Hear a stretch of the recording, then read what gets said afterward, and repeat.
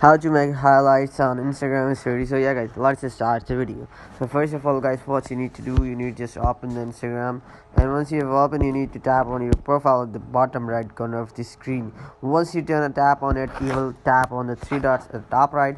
Now you will see the my profile is right now. There is no any highlights in my Instagram, and I want to make another highlight.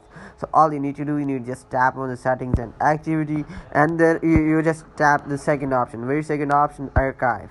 Now you just tap and select the stories archive. There is three types of archive: post, stories, and live. You need to tap on the stories, and you will see all stories that you already made on Instagram. So if you want to make an highlight like this, let's say I want to make this story on my highlights, so you need to just tap and select that story, tap on the highlights option. Now if you want to add heading something right in your highlights, like let's say hey or other things, so you're gonna tap on right there and tap on add. Simply